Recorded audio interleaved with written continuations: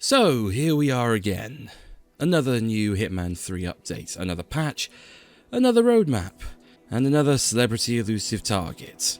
I want to say that this was a pleasure, but anyone else getting tired by this format yet?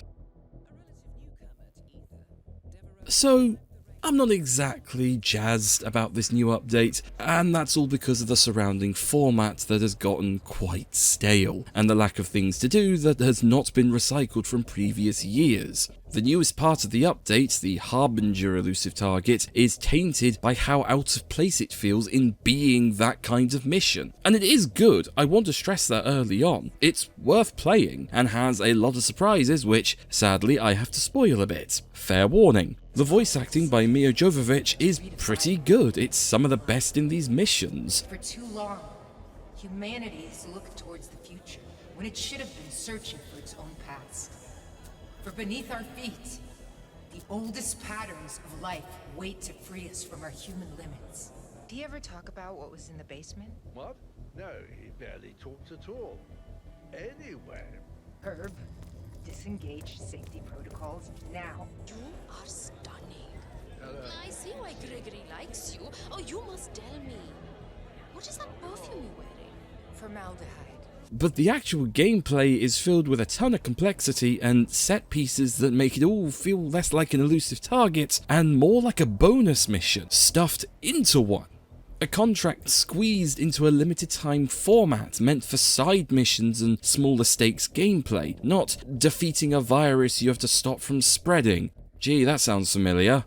It plays well, it is a little linear in my opinion, and I like the story behind it. As established, I like it when the game references past events, it makes it feel like a natural breathing world. But it's all for naught if it's meant to be temporary. Even the Elusive Target arcade mission, which has this Elusive Target as a base, just makes it into a free roam run, with no gameplay modifiers on the second tier, aside from only kill targets, which is kinda the point of the game. This mission does not work as an elusive target. It would be fine if this was advertised as a special assignment, but that's not what has happened. Instead, it's a very complex, elusive target that is very clearly meant to be a bonus mission. And it's only like this because all the other ones were. I'm gonna let you on a little secret. The original Patient Zero mission was meant to be an elusive target back in 2016. In fact, all of the Patient Zero campaign missions were. The original Patient Zero mission was probably cut because it was too complex. It's not that hard to work out. So why are you redoing it here? This mission and DLC should have at least been an elusive target, an ETA contract with shake-ups to the gameplay, like actual shake-ups, and a special assignment. But then we wouldn't have nearly as much FOMO, now would we?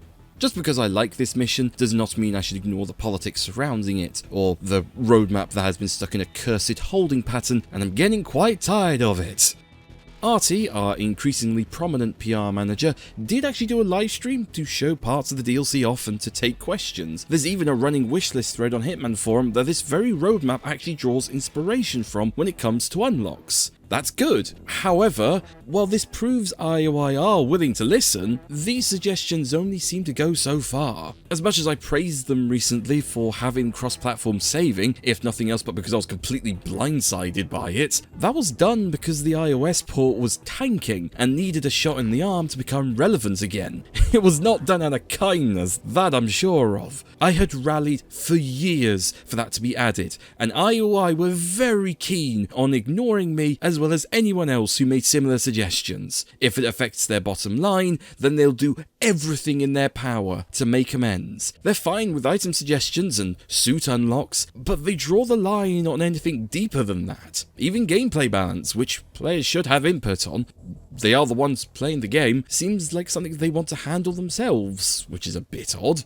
The recent newspaper change to make consistent with fruits melee items comes to mind. Side note, I'm just baffled by that change, and I don't know any person who particularly liked it. It's not the worst change ever, it doesn't make the items OP or useless, but it does kind of feel like a change for the sake of doing one. Kinda weird, guys. The higher-ups are very much in control of what we see and what we eat, which again makes sense. Every business needs sugar, a daddy, and creative minds. But if we're being fed roadmaps that are lacking in content for veteran players to enjoy, escalations, challenge packs, a new mission, a new location, well, God forbid. I don't know if IOI knows this, but more complex missions does not mean the mission is better. It just means more things can go wrong. And they have gone wrong. The Infiltrator has suppressive sightlines and over-relies on the player using emetic weaponry, and the Splitter outright broke that release, forcing a re-release over Christmas because, in the rush to get these missions out the door, they had not tested it properly, which by the looks of things is still true.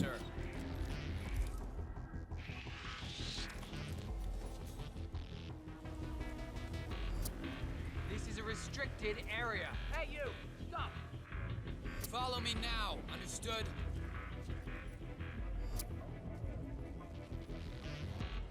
Looking good. Just keep... You're in the clear, sir.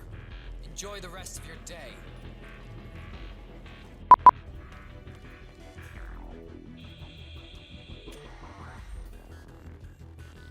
I'm aware some of this is due to our, and it's pretty safe to say this now, former PR managers not listening and generally taking us for a ride because God forbid we know anything, both in terms of what the game needs and the information they give us. But even before that kerfuffle, IOI were notoriously stringent on changes. Freelancers punishing failure conditions, such as when you lose all freelancer tools in your safe house when you fail, is one of the more notable examples. They even explained why on the blog post because it got so much attention. I mentioned at the time that it felt like the developers were plugging their ears because their game mode was apparently perfection incarnate. That's what it read like. That's partly why I don't play Freelancer. Not because I dislike failing, well, nobody likes failing, but because the punishments are too severe, and mastery leveling is grindy as all hell. When I've raised these complaints, they have been ignored, and it just causes me not to bother anymore, which is a shame, because the gameplay loop of Freelance is pretty solid. And I know full well why the roadmaps are like this, because player engagement among new players is always prioritised over veterans who have been playing the game for years. And I'm not against new blood or new meat, far from it. The more new players to play a game I enjoy, the better. I'd be more fine with the celebrity elusive targets drawing in players of all stripes if they were done twice a year instead of almost every roadmap. When you keep spamming them like this and making it the only bit of consistent content that is remotely new feeling, then it doesn't matter how well they play. It'll get boring through sheer burnout. I'm gonna say something controversial here. Reused content is not new content. It's filler to pad out a weak roadmap because it's very easy to activate. Quite literally a few switches on your end. You can argue that reactivating elusives benefits new players and it lets them get the legacy suits from 2016, but so does making them permanent, and the legacy unlocks from 2016 should probably be permanent by now because Hitman 3 onwards makes them mastery unlocks. But as I said, then you lose the FOMO aspect, and that's no good for player retention now, is it? This entire release structure feels antiquated as a content model. It's frustrating to wait for all the content to release as and when you want it to, and it just goes to show how much of the game relies on a dedicated server to unlock all of it, which is not exactly great for game preservation either, let alone one that is meant to be decidedly single player. The most content we get outside of the celebrity is 2 or 3 challenges for 3 months and a bunch of featured contracts, which, no shade to the people who make them, but it's basically a community-made content crutch for IO. This is why I'm playing so much more Sonic Crossworlds right now. Not because of apathy, but because there's so little to do each quarter, and Crossworlds is more enjoyable to me. The gods smiled upon me today. Hitman does not keep my attention anymore, not in the way it used to, and that's all down to how unchanging the company releases have been. IOI needs to decide whether this game wants to continue to be a live service with more consistent and new content, or if it wants to be a single player game that gets content every few months. Because right now, this hybrid style is not working, and it's just alienating players, potential and pre-existing. To quote my third favourite MCU film, this is how things are now.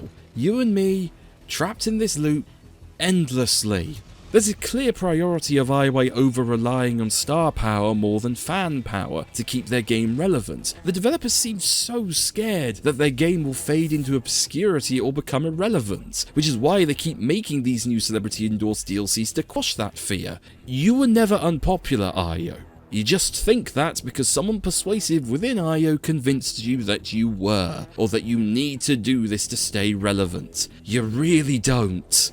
I've said this before, but I really wish this year was more focused on improvements and fixing long-standing issues over celebrity endorsements. Maybe that is the plan, and the celebrity stuff is there to cater to the demand for something to do. In complete fairness, the patch did also have a fairly long fix list in terms of patch notes. I'll have a bunch of them on the screen right now. But I get the sinking feeling in my stomach that unless IO starts losing money, either because the DLCs stop selling as well, or players protest and boycott the game, the company's probably going to remain ignorant of the problems. Sorry for being such a downer, or for not focusing much on the new content, but that's what happens when you struggle to find reasons to play a game that is increasingly becoming harder to love because of the company's skewed priorities. I am sure I'm not the only one who feels like this, I'm just more willing to talk about it. And with that, happy 10th anniversary, Hitman WOA. Let's hope we can leave a positive legacy. Thank you very much for watching. I'll see you soon.